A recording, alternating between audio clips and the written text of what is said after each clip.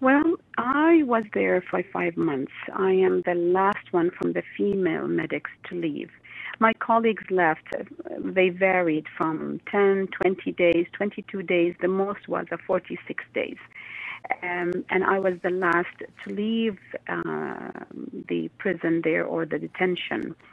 What happened there, actually, the terrifying was the investigation.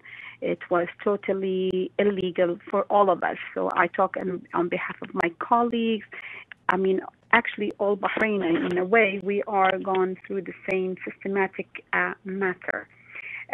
We were all arrested without a warrant. We were all handcuffed and blindfolded and went into interrogation without allowing us to talk to a lawyer. I never knew what was my accusation, believe it or not. I am a civilian, and I was interrogated by somebody from the military courts, and I was interrogated by the drug department office or department. What do they have to do with me? I'm not a drug addict. I'm not on drugs. But they were the one who were interrogating us. And during the night, I mean, these are horrible times. I have to tell you that. I keep wanting to write down my testimony, and it's really hard because I just remembered, during the nighttime, you hear your colleagues screaming because they take you from one cell to the other. They make sure that you are hearing your colleagues screaming. They were whooping them and beating them, and I can hear them. Or they would drag you, of course, the whole time you're blindfolded and handcuffed from one room to other to hear your colleagues. Actually, I heard some of my colleagues, and I was very happy to hear their voices because I thought, oh, they're alive, thank God, because I was worried about them when I was outside. What were you told about why you were being held, and what did you, it must have been such a terrifying experience. What thoughts were going through your head about why you were there and when you might be released? Let me tell you, I had no idea what the hell was going on. I was thinking to myself, okay, I am here for a few hours. I tried to calm myself down, but I kept thinking to myself, what did I do wrong? I knew they were going to interrogate me. They did interrogate me in the Ministry of Health that morning. They called me in an office. They interrogated me, asked me several questions. Why were you there? Blah, blah, blah. And that was the end of it. And I thought, okay, interrogation is done. Not to imagine that at nighttime I'm going to go to this horror house. I call it horror house of CID. And I never knew why was I there. And then this woman starts shouting at me that you hate the system, that you incite the king, and that you were in public gathering, that you were a protester against the system, against the king, and she went on and saying bad words. As a matter of fact, there are some vocabulary that I haven't heard in my life.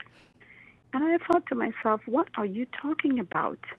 I kept asking her, and I say, no, this is not what happened. And of course, the minute you say no, they beat you up and they electrocute you. And for a minute, you lose your conscience. And then you start thinking, okay, where am I? What happened to that bad? And then to that point, and then you feel like a tinnitus or ringing in your ears because of this electricity they put to your head behind your face. And your face, I mean, I know that I felt my face was huge because of the beating. There were 3 men, I remember very well, 3 men and 1 female, an officer, which I know her very well because she told me who she was. And they started beating me up, and I thought, how dare you do this? I mean, interrogation, as we see in TV, as we see in democratic country, I thought my country have the same thing, where you sit and you have the right for your lawyer, they read your warrant, but this is not what happened to all of us. Did you fear for your life? Yes, and then we were all detained without knowing what on earth was going on. I mean, till this day, I keep thinking, I am in a nightmare. I'm going to wake up one day from it. And, when last night I heard about my colleague, I thought, oh my God, the nightmare is back again. This is exactly how I feel. I mean, it's like a choo-choo train. It never ends. It hasn't been 2 months for me yet from being released, and I cannot imagine that we're going to go back again to the same place, to be tortured again, to be questioned, and I don't know why. I know one thing, that I did my job. This is all what I know. I did my job, and I will do it again and again and again. Tell me about that period, because that's obviously the period in question when these accusations have been levelled against you and your fellow healthcare professionals during the protests in Bahrain, when clearly a lot of people were very badly injured. Please explain what your conduct was then and what they have alleged that you did. Well, to tell you the truth, it all started on the 14th of February of 2011. They started having a protest. There was one protester who died that day. He was shot. And there was an influx of people coming to the hospital.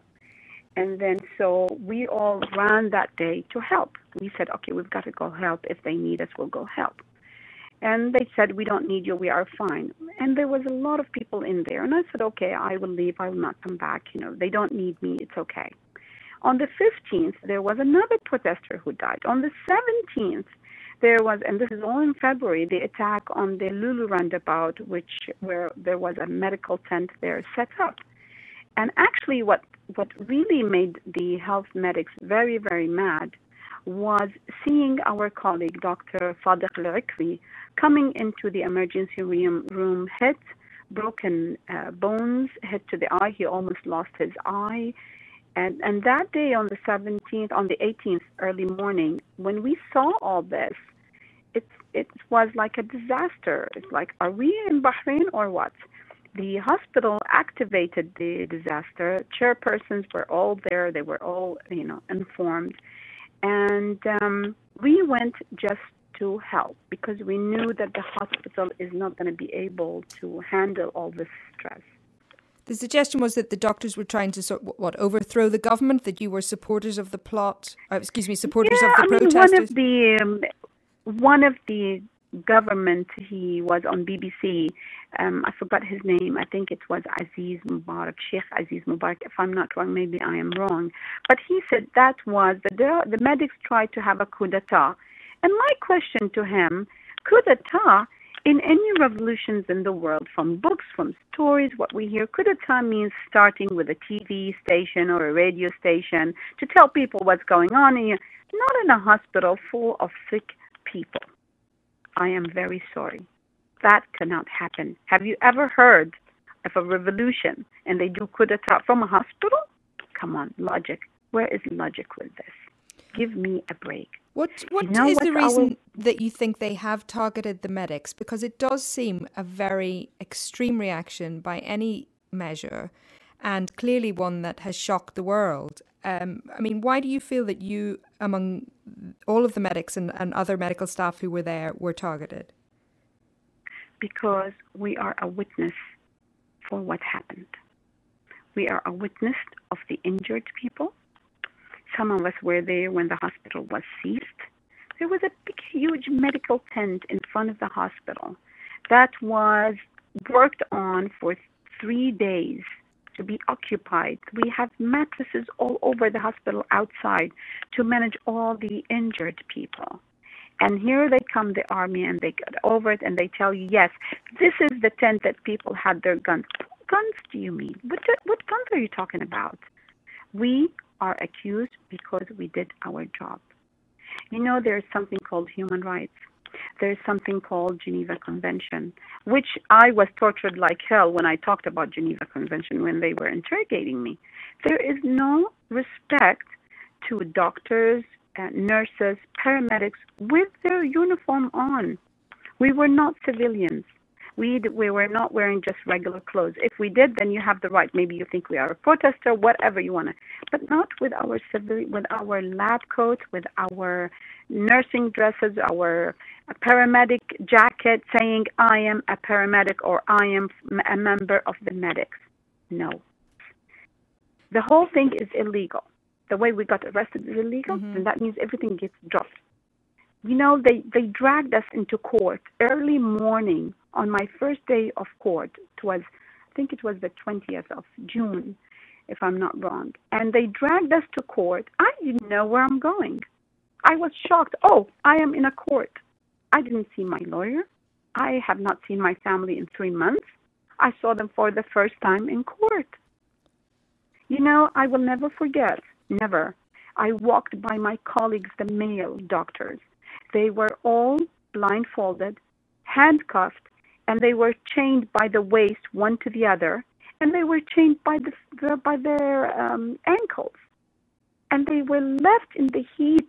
And I was walking by them, and I thought, oh my God, am I in the slavery time or what? Am I in Bahrain? And they were beaten. They were cussed at. They were beaten. They were sweating. I cannot take this image from my head. When I go to bed, I think of this image.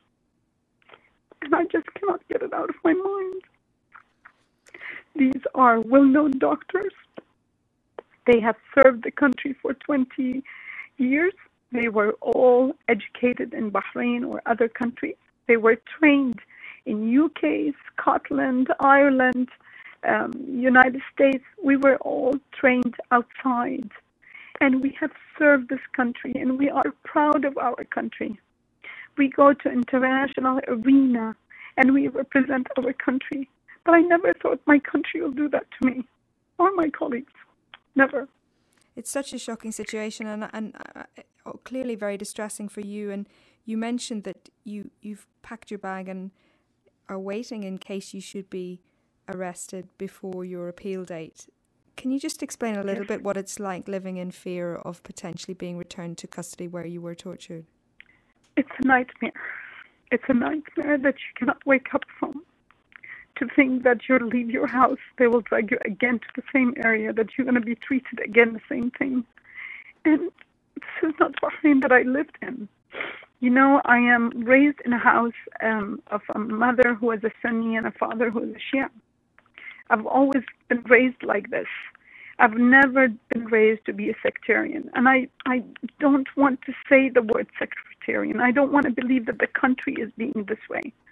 But when you are in jail for 5 months and seeing 200 to 250 women who are Shia, then you start thinking, is it really a sectarian hatred? Who is hating who? Who's inciting the hatred and sectarian in the country? Us or the system? I don't know. To think that I'm going to go back again, it's unbelievable and unheard of. But if this is what's going to happen, then let it happen. But know for a fact, I know deep in my heart and in front of God that I am an innocent, my colleagues are innocent, and we've done our job. And my worries are, if anything happens to Bahrain, nobody is going to volunteer. Trust me, nobody is going to do it again.